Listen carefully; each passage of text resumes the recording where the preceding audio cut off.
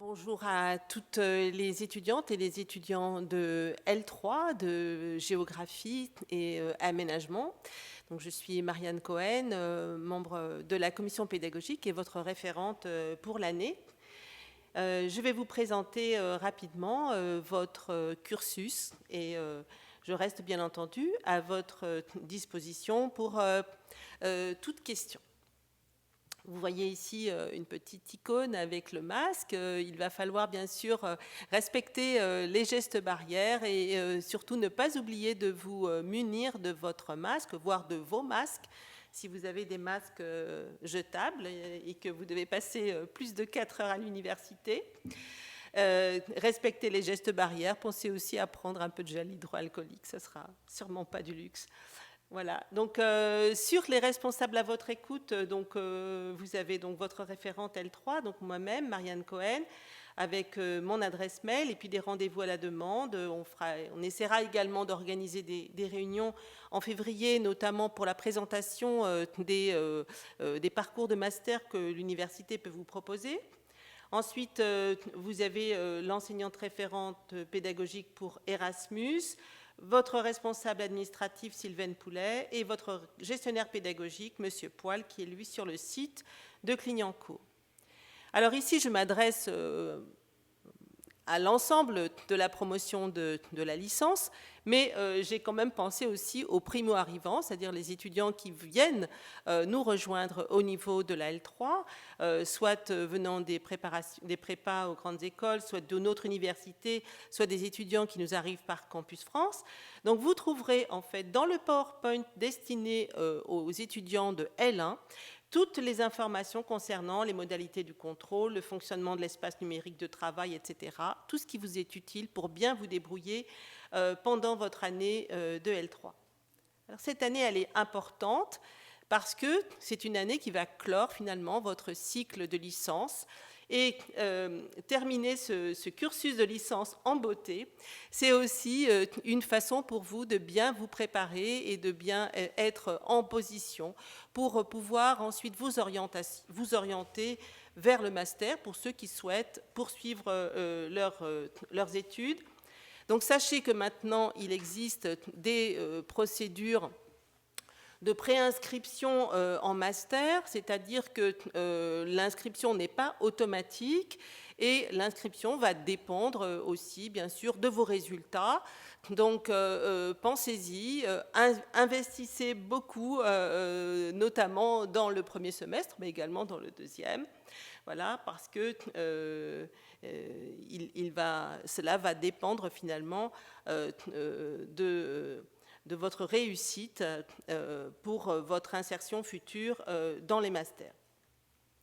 Au niveau de la maquette, vous avez donc plusieurs choix de cursus. La licence de géographie dite classique avec des choix d'orientation. Je vous renvoie également à une petite captation vidéo que j'ai faite sur ces choix d'orientation. Une bilicence géographie-histoire, une bilicence géographie-archéologie, une majeure histoire mineure géographie et une majeure géographie mineure histoire, et une majeure géographie mineure environnement. Voilà, donc dans la présentation du livret, qui va être un outil très important pour vous, vous trouverez à côté de chaque UE non seulement les horaires des cours et des TD, mais également la correspondance en ECTS, sachant que l'ensemble de votre licence fait 180 ECTS et que un semestre vaut 30 ECTS. Informations pédagogiques spécifiques. Ici, vous avez un lien pour une réunion Zoom pour la licence de géographie-archéologie. Pour ceux qui sont en bilicence histoire-géographie, il y aura également une réunion en présentiel dont l'horaire va être disponible sur le site. Pour ce qui concerne la majeure géographie mineure environnement, faites attention parce que les cours de géographie commencent le 14 septembre, mais ceux d'environnement commencent le 21 septembre. Vous aurez vos inscriptions pédagogiques selon un emploi du temps prédéterminé. Ici, voilà, vous avez la vision de ce livret dont je vous ai parlé, voilà, qui va vous permettre de prendre connaissance de toutes les informations. Dans ce livret, vous allez voir que vous allez avoir un code couleur des unités d'enseignement qui va finalement vous permettre de comprendre dans quel cursus il faut prendre tel et tel module. Donc vous voyez, il y a des couleurs bleu, marron, bistre et vert. Et la structure de la maquette, donc avec une UE fondamentale, une UE d'approfondissement, une UE méthode et outils, une UE compétences transversales et une UE 5 compléments. Alors, vous avez également une UE 6 sans crédit et dans le cas particulier de la mineure, ça va jusqu'à l'UE 7. Alors, je ne vais pas passer toutes les diapositives parce que ce serait un petit peu long avec le programme.